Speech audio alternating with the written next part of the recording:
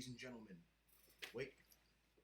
Hello, ladies and gentlemen. It is I, Heisenflay, well, for now, Hazenflay, and for this video, and probably only this once, Woundwort, because I don't have the chin piece. As you can see, I have a mask fashioned from Hero Factory and Bionicle parts. Make sure you can see it. Yeah. So, yeah. This is the chin part that would make it into, the advanced Woundwort type variants. If I wanted to be like other variants like the Hazenflay 2 Raw or, God forbid the Inlay, there would probably have to be a lot more work going into that. But for now, I am just the plain Woundwort. So, with me, I have my brother, Zuda. Yep, he will be going by Zuda. This might be subject to change based off of what other mobile suit he would like to go by. As you can see, I change it quite often, so, he probably will too. So, today, we are talking about Side Zero once more. Well, for the first time, I have my brother involved.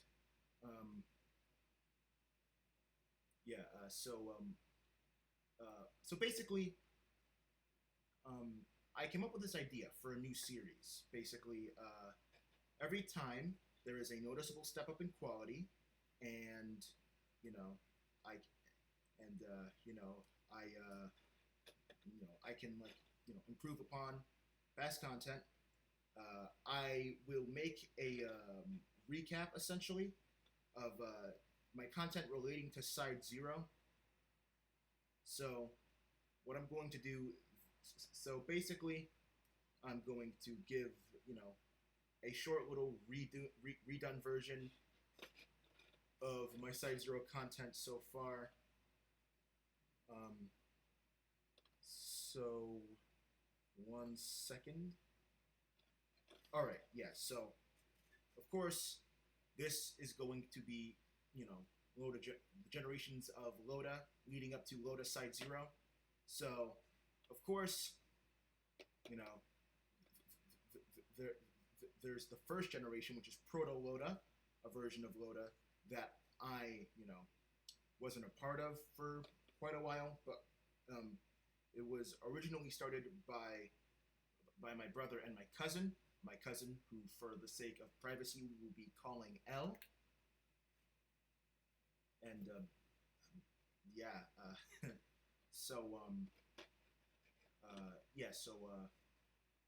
I have like a quick little, not per se a script, but like little talking points that I have to run down.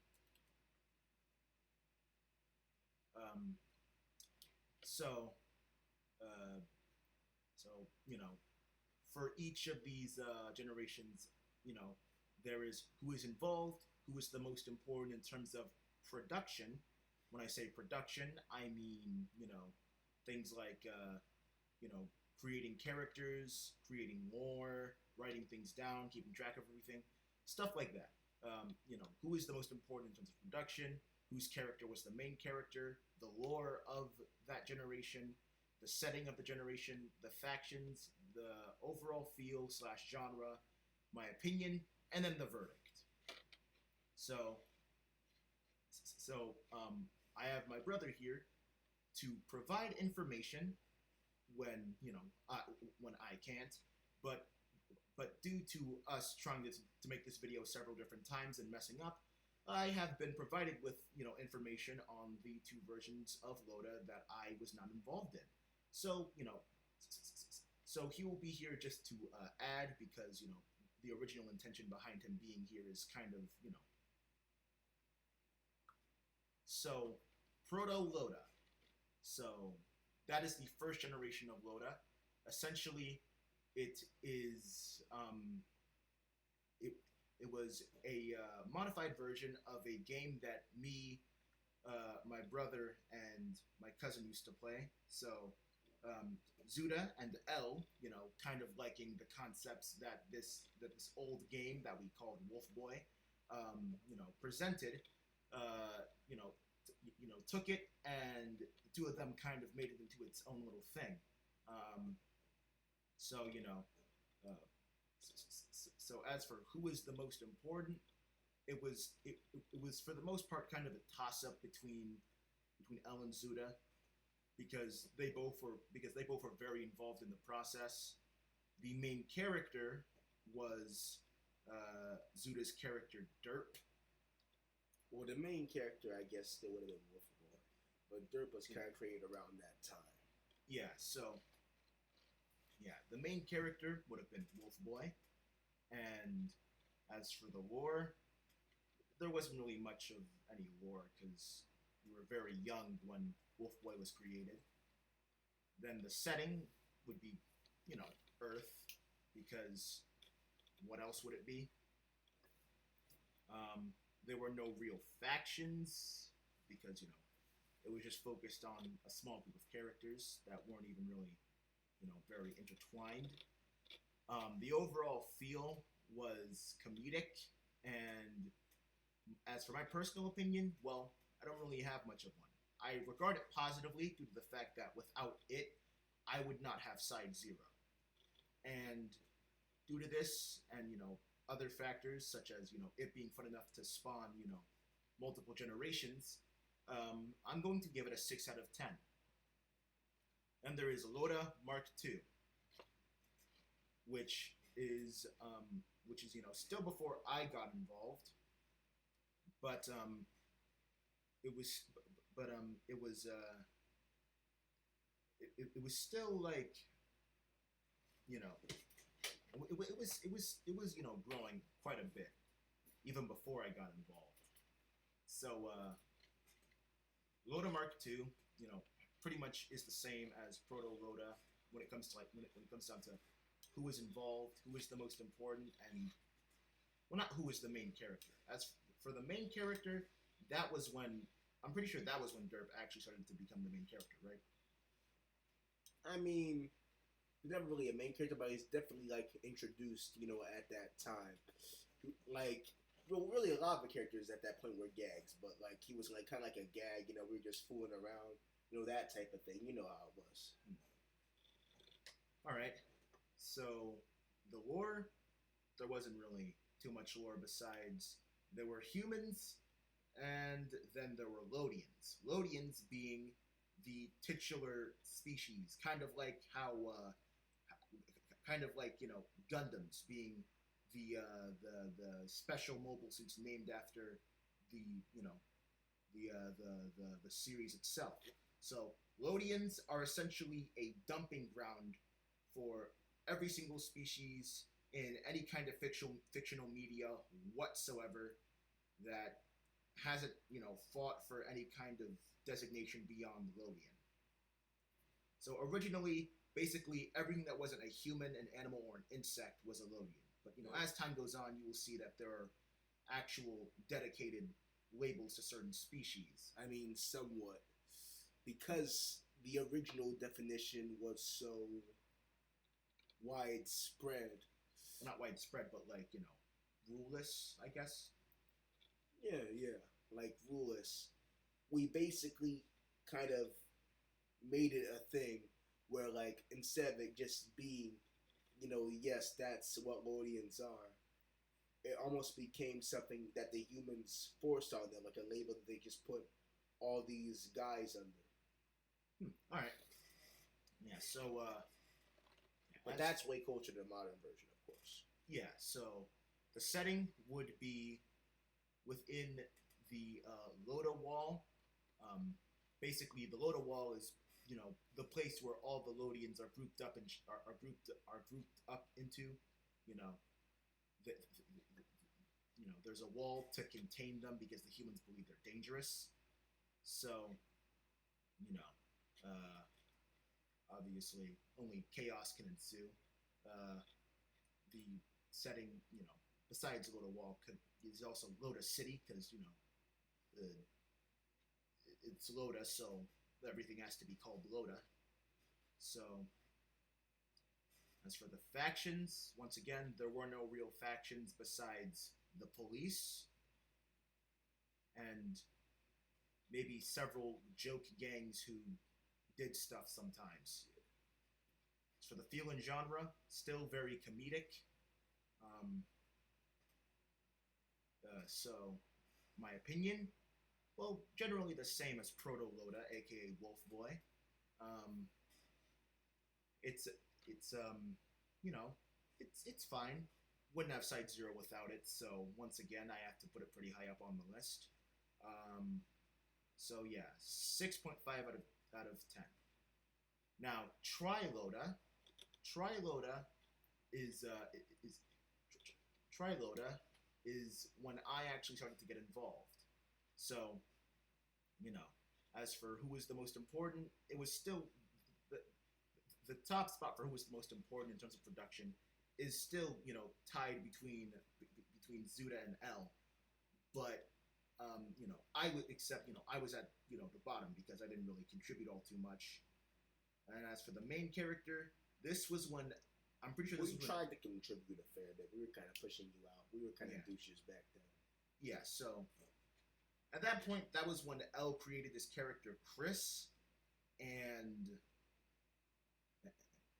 and Zuda started to use characters such as Beard Star, Weird Guy, Dumb Guy, and Skelly. Beard Star is, well, a star with a beard.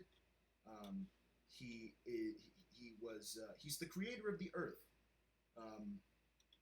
and he's lazy and he really likes orange juice, and that's his character. Um, Weird Guy and Dumb Guy, their names are pretty indicative of their personality. Weird Guy's a weirdo who really likes Gravity Falls, and Dumb Guy's really stupid. Then there's Skelly, the Australian skeleton, who says whatever. He's like the comedic relief of the comedic relief. So, he does most of the funnies. Well, weirdly, at that point, I guess he would have been the most serious character. Huh. Because he was still kind of like in his like cowboyish phase at that point. Okay. Well, that's interesting. As for the lore, well, the lore was still pretty much the same since I wasn't really allowed to do much. So, humans, humans and Lodians stayed on opposite sides of the earth. One day they come together. Lodians are shoved into the Loda Wall, and Loda City is formed or whatever, and chaos and whatnot within the Loda walls. Yeah, like Heisenfeld said, there still wasn't really any true story at that point. The world was like just starting to get built. There was still no concise story that we had of our own. Yeah. The factions once again were just cops and the occasional street gang with superpowers, I guess. And as for my opinion, I kind of liked it. Didn't really do much, but at the same time, I wasn't really given the chance to do much. So I definitely regret it, as it was the time when all of the characters I used just weren't mine. They were all either Five Nights at Freddy's characters or the occasional Titan from Titanfall. So, well, obviously, we all had OCs right before that stage, so it's not that big of a deal. Yeah.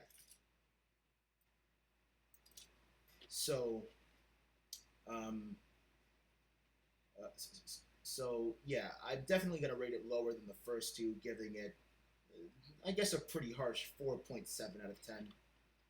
I just kind of don't really like it because I just don't remember actually doing much with it. I mean, personally, like, it still wasn't in full swing, but I think I probably rated it like right under the Wolf Boy era, because even though stage 2 was pretty alright and it was fun sometimes, it would like easily get stale, which is part of the reason you got in there. We started to develop our own things, and it spiced it up a little bit. So, yeah. So then there is Loda for Answer, obvious Armored Core reference, which is when I started to develop my first noteworthy original characters. Although the one that I would the one that I used the most was noteworthy for a lot of bad reasons. Um, Once again, uh, the people involved are just me, Zuda, and L. Um, the most important person at that point actually was starting to be Zuda, because not only was he developing quite a bit more, but but he but he also kept me in check when I started to make more wildest and more wild more grandiose and controversial ideas. So it kind of kept me from making it into just Michael Bay's Transformers with some other stuff in between, I guess. So as for the setting, this time it is in the Lota house, which is basically a house where all the main characters live. Um, Speaking of the main characters, the main character at this point was Chris, Skelly, and my OC AK. Now, AK was a Mangle clone, well, Toy Foxy clone, because she was a copy of Mangle, but fixed, so Toy Foxy. But you all probably don't care about FNAF lore, so she was a Mangle clone, but she was white and red. Of course, she went through a bunch of color changes, but the final one being white and gold. To this day, she's still white and gold because I never really changed it. So, as for abilities, and she was basically Iron Man with a little bit of Optimus Prime. She had arm swords, arm guns, and could fly essentially. And she had a bunch of weapons. So the thing with AK and why she's noteworthy for all the wrong reasons is that she was kind of a terrorist. Oh yeah, she was actually kind of. Yeah, she was pretty bad. She'd do these things which at the time I called full assaults. They were basically missions, but she was just shooting stuff. She'd just go out and just shoot other people who were armed, which doesn't make it better, mind you. She was still just shooting people who didn't exactly know they had to shoot back. That was the I hate AK. Yeah. So, another thing that I did want to say is, like we personally, I started to like have a weird that I'm gonna take a bit more of a backseat at that point. And for you two, I feel like you were bringing a bit more characters in, especially L, since you really only had Chris at that point. Yeah. So, L brought in Chris and Saturn, I believe, and quite a few others actually, and Chris's evil brother or clone Zris. Yeah. So, yeah, So we were all kind of being pretty productive, but Zuda was definitely the most productive. Thank you. Yeah. So, I'm sorry, mask troubles. So, um, as for the lore, there isn't much changes except for the addition of Lodians into some conflicts such as World War II. But pretty much only World War II because I was obsessed with World War II. We were young back then, and back in the day, the coolest things to me were Five Nights at Freddy's and World War II, and that was pretty much it. For some reason, we thought was like really completely okay to just put our heads into the realm of World War II. Like it's just whatever, So yeah, like we had no idea about anything related to World War II besides the fact that it was a war and the bad guy died at the end. That was pretty much our knowledge of World War II. We didn't even know the names of any noteworthy combatants. We didn't exactly know the names of any of the world leaders at the time.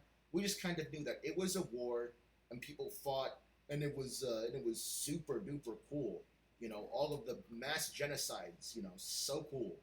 Yeah, of course we were taught that people died, as he said, but in our minds it really wasn't that serious. It was kind of sad, but not that serious. We couldn't really take it in. Yeah. So you know, yeah, the setting, you know, once again, still uh, Lota House in Lota City, beyond behind the Lota walls. I feel like I'm repeating myself. As for factions, um, I But guess the main characters of Lota at this point were could be considered their own little faction. yeah, even though they kind of like all like had their small kind of like rivalries and like conflicted with each other at points, for the most part, it was kind of like I don't know, like a rough family type thing. Where like, I mean, we all hate each other, but we're all together. You know that type of thing. Yeah, And of course, we're fighting against like those World War II guys and Arsenac, and still like cops and stuff like that. oh yeah, I didn't tell them about Arsenac. Arsenac essentially is a robot. For I used a photo for him. I used a photo of the Frame Arms architect inner frame, um, and he essentially was a mix of Atom Smasher and Voltron before those two were really things to me. I mean, I knew a little bit about Voltron, Yeah. but this was before Avengers: Age of Ultron came out. That So theme song slapped. yeah, yeah. So yeah, he was essentially a mix of those two. If I were to put it into terms that are a little relevant. Um, so he was one of the main antagonists besides the police and some other characters. Um, yeah. So so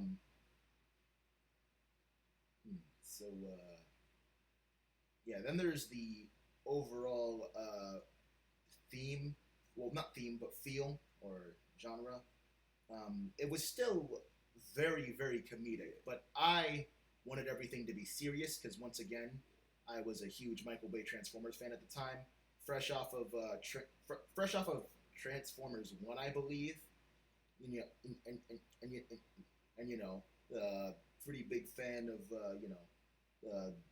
big bruiser giant robots of the time. You know, the Transformers, the Titan Falls, the Pacific Rims, all those. Wanted things to be serious because serious was cool. But I don't know what I do now about things that are entirely way too serious. Because if you don't know, when a movie or a TV show takes itself too seriously, it's gonna flop because there's just no emotion. It's just all we need to stop Dr. Evil from getting the MacGuffin to the kill device so that we can save the day once and for all time. We can't let it happen. We can't. Yeah, so that's not very fun.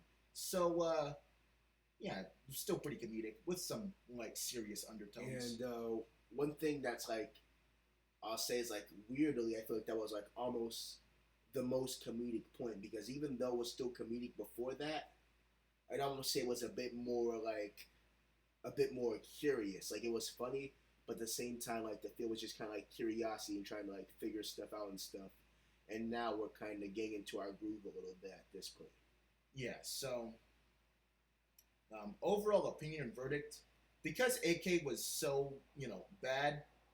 She was a terrorist, but she was also a couple of other things. Things that I probably won't be able to get away with talking about. Let's just say that in regards to dating, she took what she wanted Jesus. without remorse and without care. Yeah. Let's go to the next chapter. Yeah. So my opinion on this is pretty sour, given the fact that it gave birth to one of the characters I have the most shame for. But I really don't like AK. But at the same time, when AK wasn't involved, it was really fun. So yeah, just you know. So my verdict, given the fact that AK was really the only downside, would be I'd say a solid 7.8 out of 10. Yeah, I'd probably give it like around a 7 also. because even though things were like, it's almost like I'll say the story was a bit weak, but at the same time, it was kind of like the most stupidly fun point up to that point. So, liked it a lot at the time.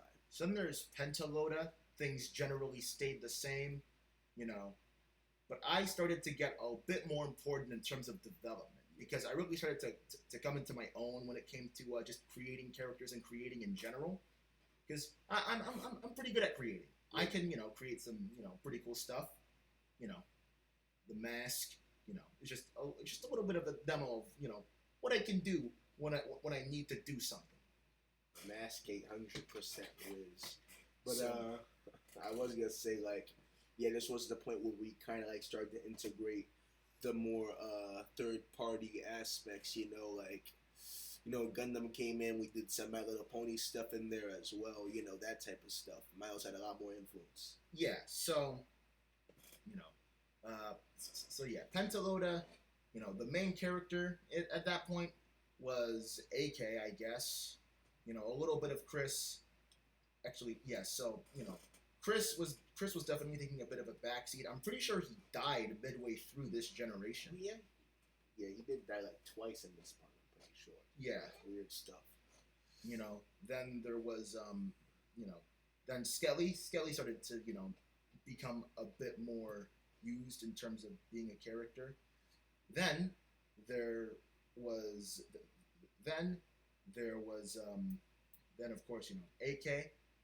But AK started to take a backseat in place of a newer character that I had developed, Miles Amersoft, aka Miles Nakamura. Now this character was a self-insert. Yep. But even early on, before I was fully self-aware, he was almost a riff on self-inserts. Now I'm not saying this to give myself some kind of moral high ground. I'm saying this to put into perspective how dumb I was back in that day. I was so dumb to where I made a character that was so ridiculous to where it completely circled back to being a just satire and a riff on a certain character type. Now, I'm not saying that all self-inserts are bad automatically. There are good self-inserts. When a self-insert is done right, it can be really entertaining and fun. Stanley is a good example. Yeah, of course, but there's always, bound to be, a little bit of ego involved, Yeah. In the end, it ended pretty well, and at this point, we're kind of like editing out the self-inserts a little bit, but to come back to this era, I'll say that, oh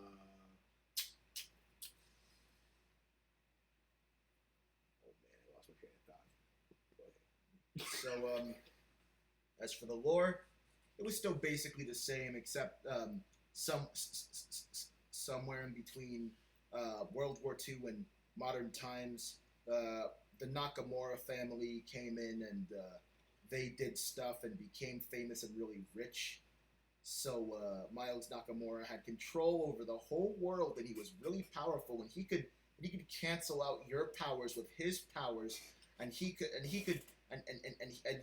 had super cool swords that he could use to kill everyone, and he was more powerful than everybody and Thanos, and he was super cool and powerful, and he used his super cool swords to get back at the people who wronged him, and he destroyed the evil bad guys with one punch because he was so cool.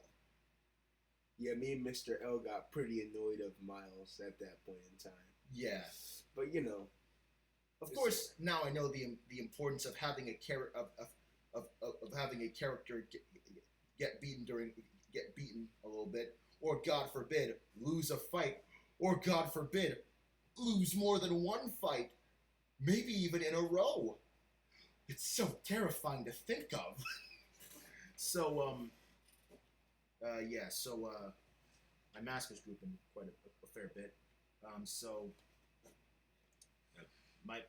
I fixed it.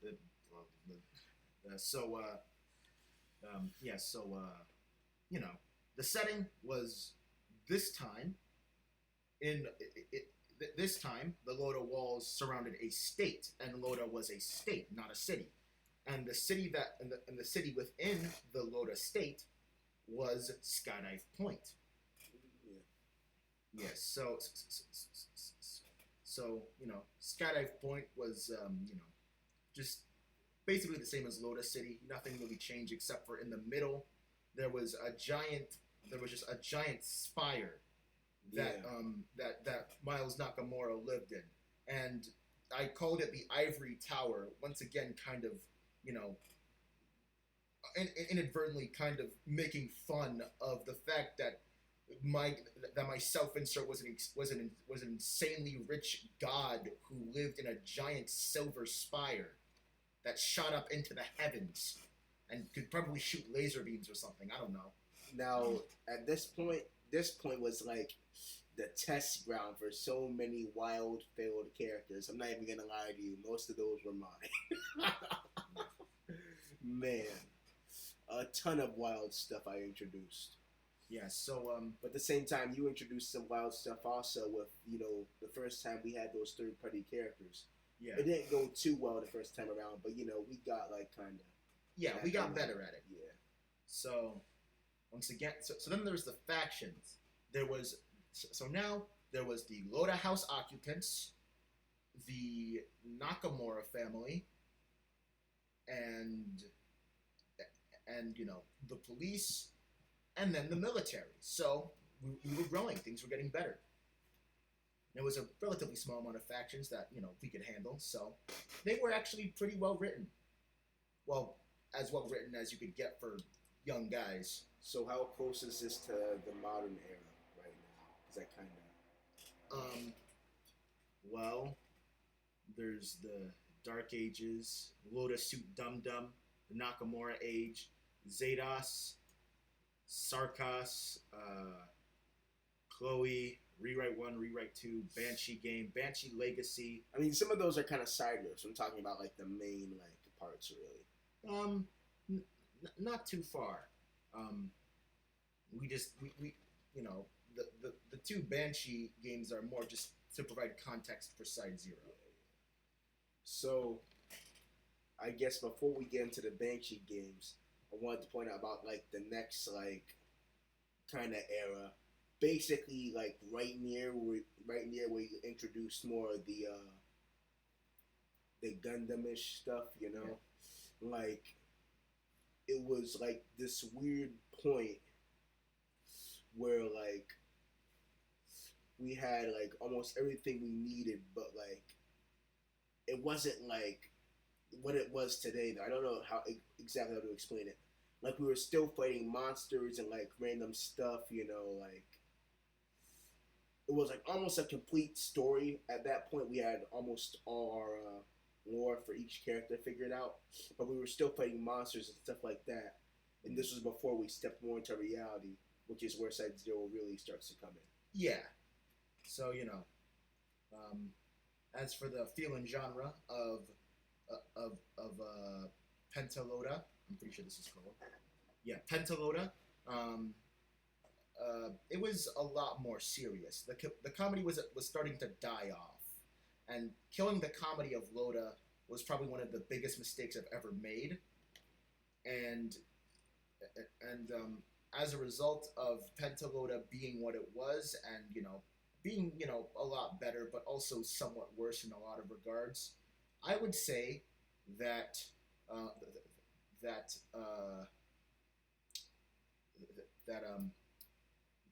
Pentalota is all right, and it deserves a nice solid 5.6 out of 10.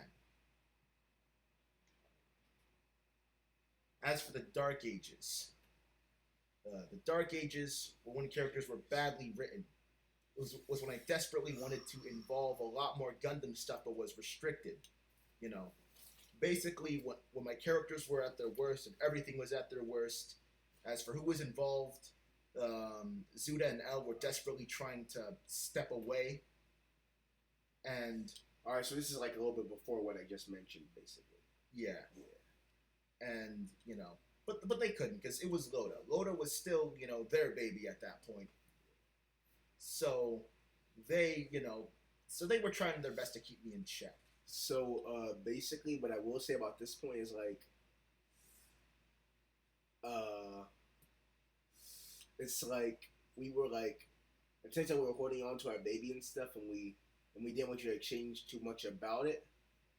But at the same time, if we gave you a bit more freedom, we, we probably would be in a bit of a like.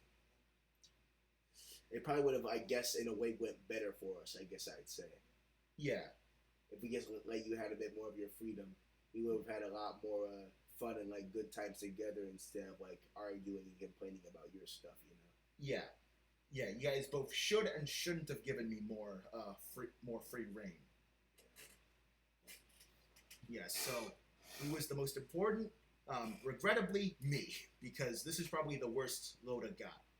Um, the main character was Miles Nakamura once more. The lore was essentially the same, except at some point the Nakamura family created mobile suits. I mean, I would say like in like kind of like near the beginning, kind of middle of the Dark Ages, like we were just kind of like wandering around. We kind of like because of like all the changes with you and stuff, we kind of like stopped doing the house at some points and just started like kind of making pit stops and like random versions of the world and doing this and that, trying to like kind of like get back and find our spot again. So the setting is Skydive Point, except Skydive Point is now a state, and Loda is now basically its own country. Still walled off, but its own country. Wait, would this be near the point where like Loda was like kind of started just actually no, this was the point where Loda was still the place, yeah. Yeah. So the factions would include the Nakamura family, um, and a couple of other Gundam-related factions, such as the Earth Federation and Xeon, and that's pretty much it for factions and whatnot. And I will say, like for my characters, Beardstar was still there, but because he was like, it was kind of hard for me to do, I guess Beardstar along with Miles at that point. I retired them for like a little bit there, and just kind of had Skelly like try to interact with stuff. All right. So, as for the feel, it was serious, too serious, way too serious. There was not a single moment of like reprieve.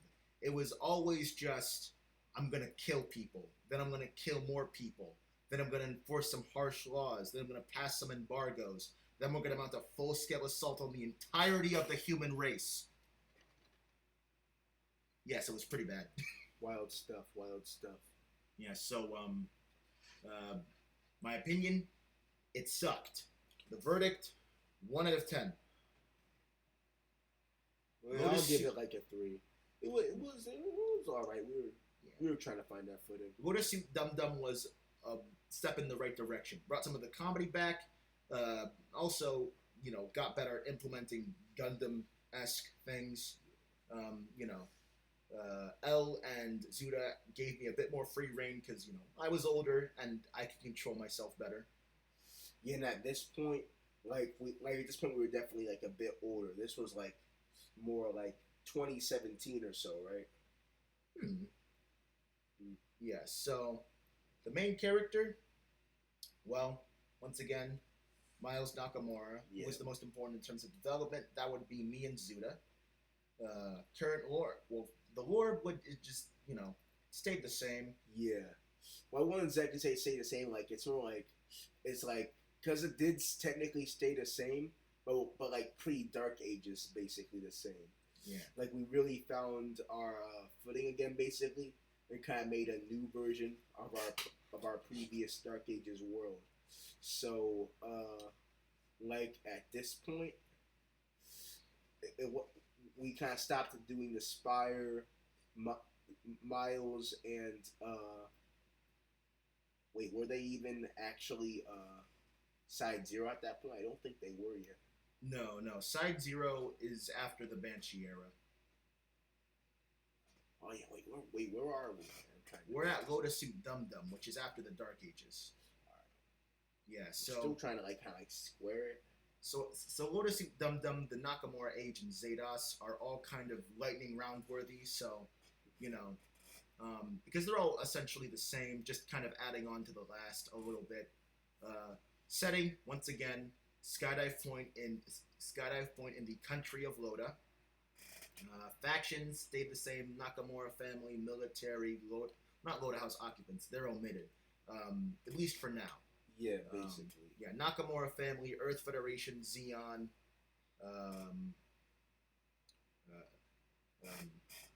the cops, and the military. Yeah. The feel was a lot lighter. There was still quite a bit of serious moments and some relatively gruesome character death. And my overall opinion is it's a lot better than the Dark Ages. I was really starting to actually get better at making good characters. So my verdict would be pretty solid 4.7 out of 10. And the Nakamura Age, once again, pretty much all the same. The lore added a bit more members of the Nakamura family, and went into particular details about things they did, wars they participated in, weapons that they created and sold to different branches of the military and whatnot. Well, this is basically like kind of like modern era. Yeah, almost. I mean, we didn't really have that many Nakamura family members until modern era because really we kind of like developed it a little bit at that point in time, where we had Ito and Ezra and Sourvis and all the. Sourvis wasn't there at that point still. Yeah. We had Ito, Ezra, Miles, in August. Yeah. So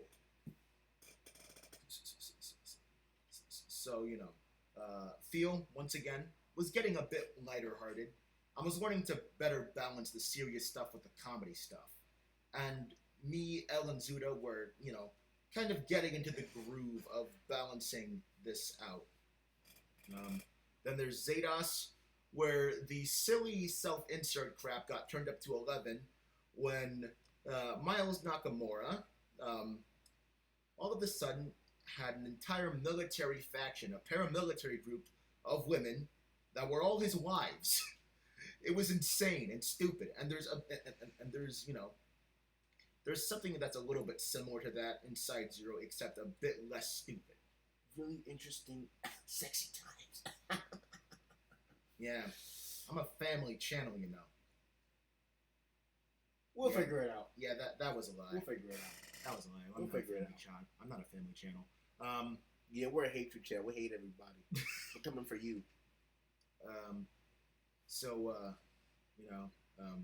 My opinion is that it was all right. We're getting better. So, I'd say 6 out of 10.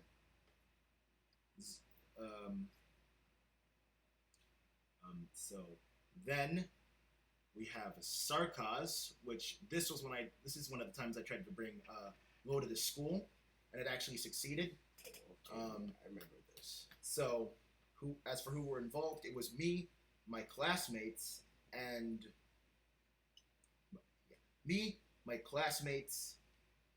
sometimes my teacher. Now, even though I took her for granted, my teacher back at that school that I went to was actually really cool. Like, cool enough to where she participated in my stupid little game. So, that's the sign of a cool teacher right there. Who is the most important? Of course, me, since I'm the one who brought it there. Who is the main character? Miles Nakamura, once again. The lore, basically still the same, except instead of the Nakamura family, there was Sarkaz, who were a paramilitary mercenary organization, their own kind of PMC, and they basically just they were assassins. They assassinated people. Anything to say about the Silvers stuff, real quick? I probably didn't just say the right word, but with the teachers stuff, they go through a lot of stress sometimes. They realize that they'd have to fail like 70% of their students and just give everyone a C. So cool stuff, cool teachers. So and there's the setting, which was once again Earth in and in the country of Lota, except it was a barren wasteland. Factions were Sarkaz, and the factions were Sarkaz and the evil hackers of Project Zorko. Yeah, I was about to say something, but then I realized I really don't know anything about this time frame. You told me like a little bit, like once you got home and stuff. But yeah. Then there is the field, which was pretty comedic, but also relatively serious. My opinion is that it was an all right era, and my verdict is 6 out of 10. Now, Loda Chloe is a bit different, and well, maybe we can break into that later, because that's kind of like almost completely broken off. Yeah, it's almost completely its own thing. Loda Rewrite 1 was a book. Well, not a book, but it was a little online novel that I wrote that I took down because, God, I was super down bad at that point. Yeah, some interesting stuff, Yeah. Yeah. So it was all me. I did all the stuff. The main character was Miles Nakamura. Lore, Miles Nakamura as an abusive dad and is sent to a high school where he meets his girlfriend, and that's pretty much it. They pilot mobile suits sometimes, and that's also pretty much it. The setting was once again Lota, the country, in Skydive Point. The feel was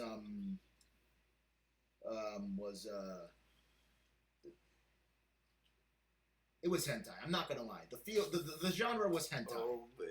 It was hentai. It was hentai story. It was 18 plus fan fiction. Oh no. Because I was just super down bad back then. We were still young boys. Yeah. My verdict, because I don't even have an opinion on it. You guys know that I know it sucks. So, verdict, 2.1 out of 10. I remember when you made me read that, or maybe you read part of it. The sad stuff, man. Yeah. Rewrite 2 was when Zuda and L got involved. They fixed it up, turned it into a roleplay game once again. The most important person in terms of development was a mix-up was like a toss-up between me and L, because Zuda was kind of stepping down a little bit because he was starting to get invested into other stuff such as wrestling. Yeah, so which is 10 times better than you. 10 times better. Okay. I'm kidding. Okay. You know that. Yeah. Anyways, look, this is my guy, alright? I'm gay. Love everything. Okay, so but not you still. We're still hating everyone else. Okay. So as for the factions in Rewrite 2, that would be Miles Nakamura. Well, actually, that would be the Nakamura. That would be Nakamura Tech. Miles Nakamura is the main character.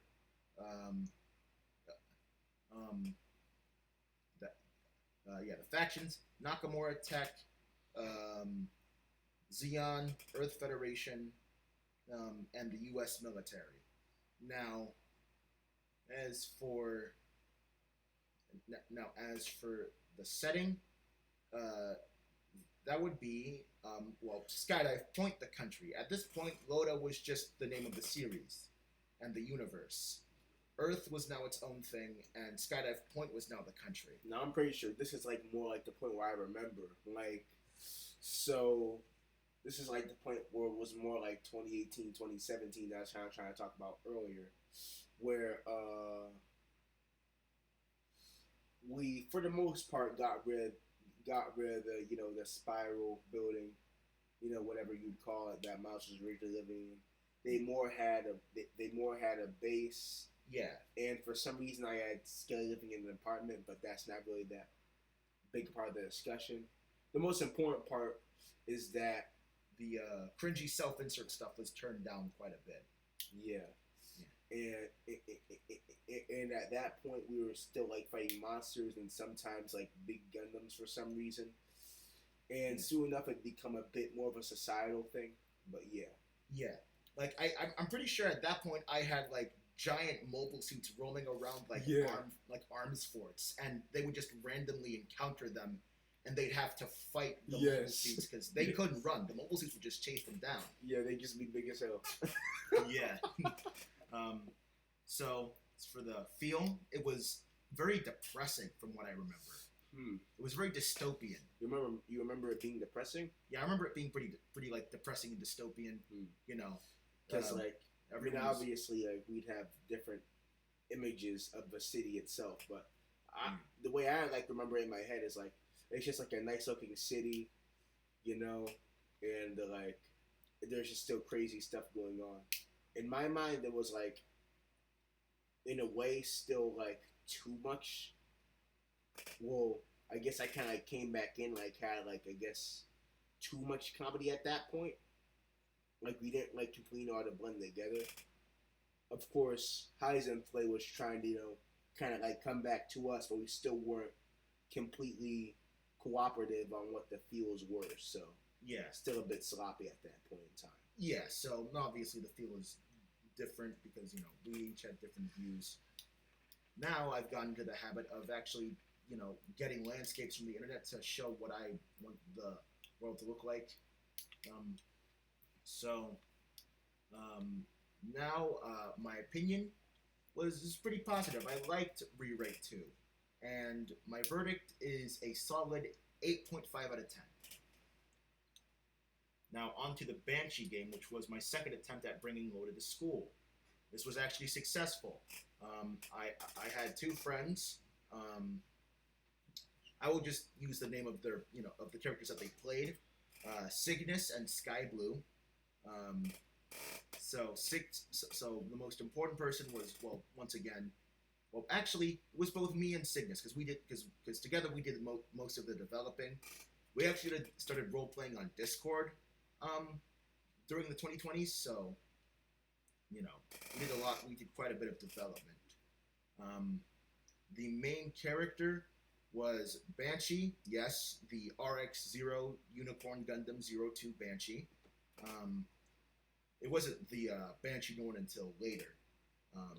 And as for the lore, it was just Lota, but the whole world is an infinitely expanding city, and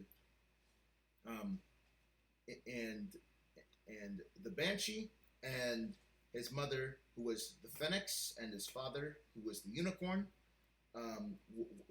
were living in a place called the Forbidden Forest, which was probably the last place in existence that had any kind of vegetation or green. And Banshee would, go out and just fight Neo Zeon and the Sinanju. Oh, yeah? Lesbos. Okay. Yeah, he would go around and just he would fight Neo Zeon, mainly Sinanju. He was his arch rival, and Sinanju sounded like a Saturday night cartoon villain. I am Sinanju, something like that. So later there was small and interesting that's kind of got really dope. I'm not gonna lie, but keep going. Yeah. So that was pretty much it for the lore, and to an extent the setting. The setting was infinite. Was most of the time the Forbidden Forest, sometimes the Infinite City, and sometimes the land of which Cygnus would come from. Which I'm talking about Cygnus flaying it there from that one Doom mod. Yeah, that was the character that my friend used. According to that friend, he voice acted that character, which I'm inclined to believe. He really wouldn't have much of a reason to lie about that. From what I've seen, that specific mod of Doom that Cygnus flaying it there comes from doesn't get that much word of mouth. So why would you lie about being a voice actor for that mod or things related to it? Because there wouldn't be anything to gain from it.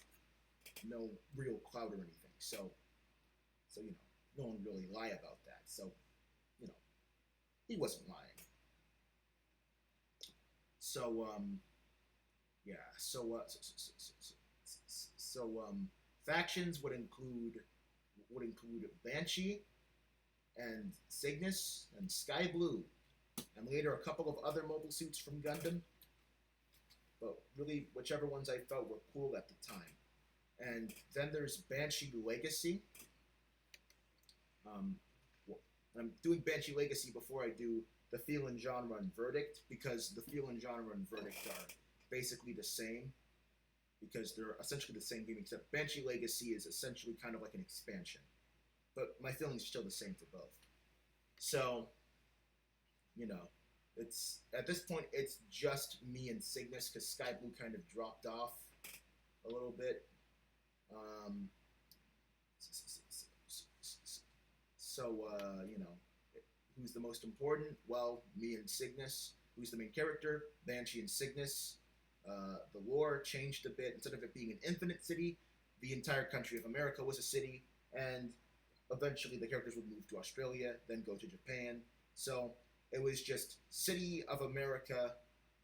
By that I mean a giant country-sized city, because there was some kind of land-city disease that turned countries into giant cities.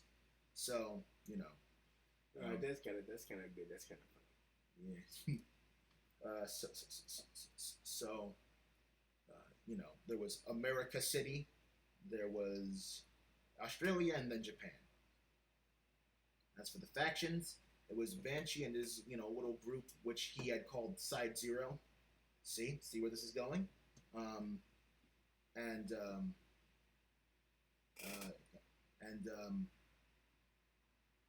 Neo Zeon, and sometimes the Titans.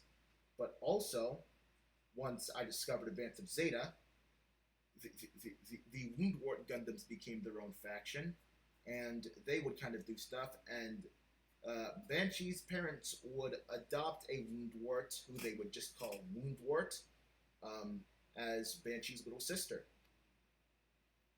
And the overall feel was, action-packed, pretty comedic, mostly action-packed, and this goes for both the Banshee game and Banshee Legacy.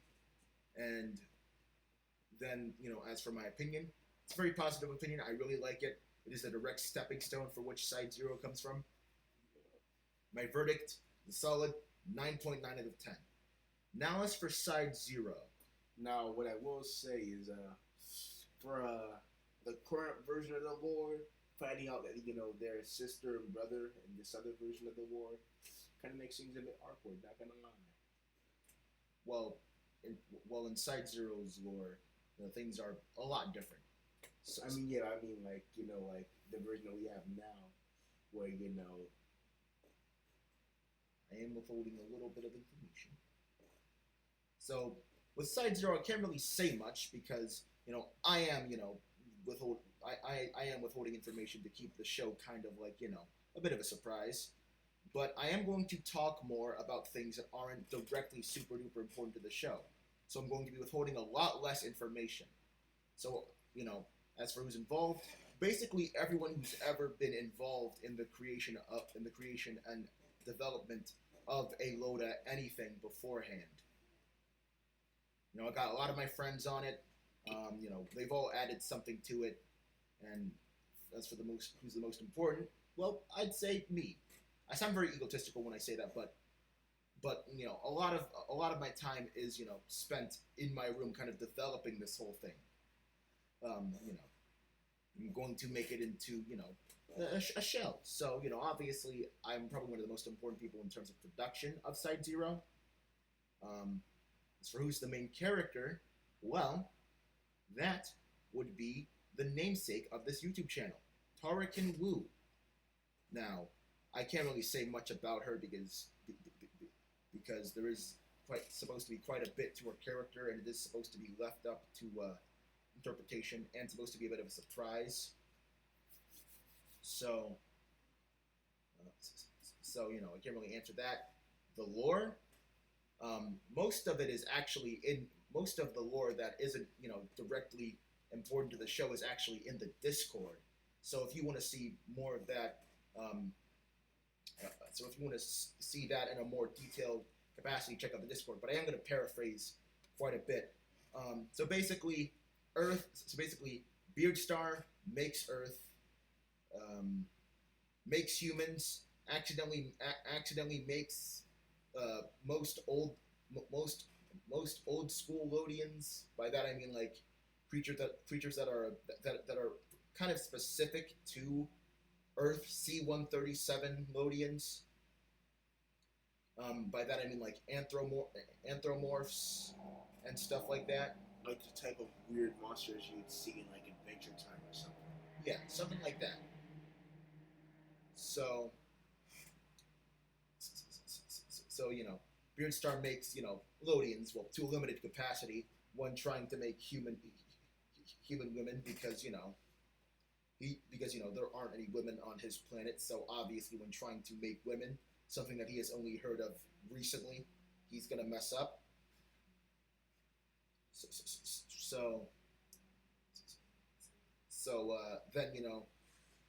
Then he leaves the humans alone for a bit. Mobile suits come in. Mobile suits are enslaved. Mobile suits fight back, create Xeon. Earth Federation is created. Gundam is created. Well, V Gundam is created. Earth Federation and Xeon fight. Earth Federation loses. Xeon kind of turns into a bit of a political party and less of a military group. They carve out several pieces of land from around the world and combine it together into a place called Skydive Point. It is a country where all the oppressed species of Earth can live together. Then there's some stuff surrounding the Nakamura family. The head patriarch of the Nakamura family does some bad stuff. He's evil, wahaha. Then the 1400s begins, and that's when I can't really keep saying much. Of course, by the start of next month, I'll be able to say quite a bit more. But until then, I will definitely be giving bigger nuggets of information than I have been in the past. So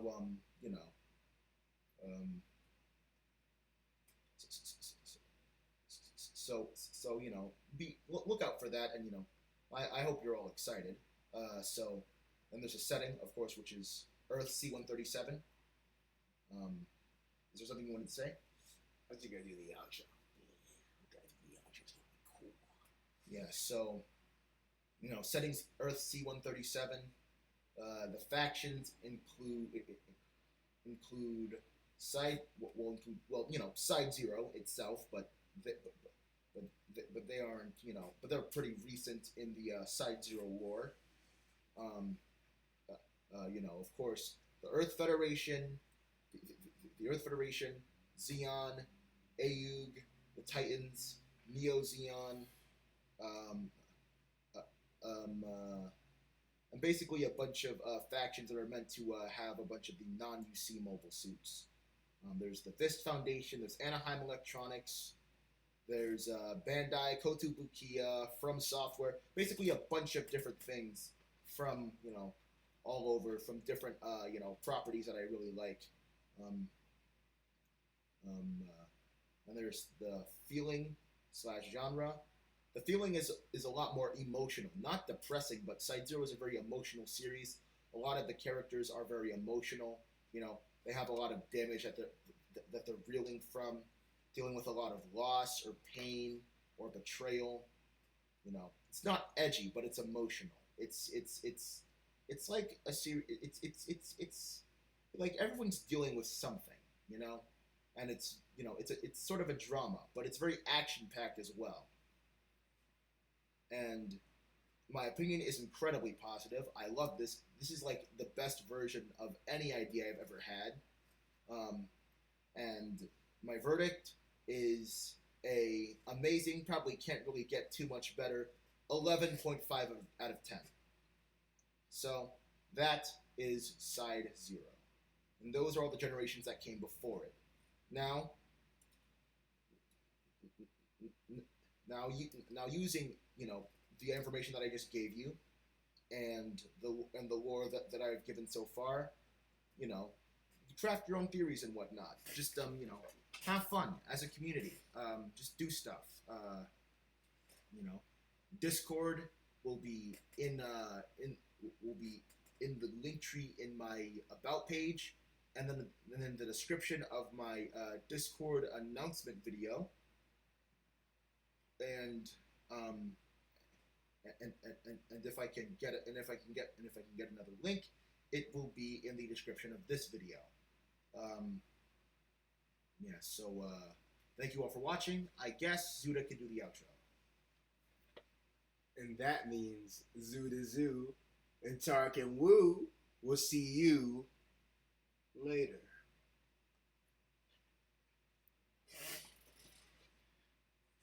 That was awful.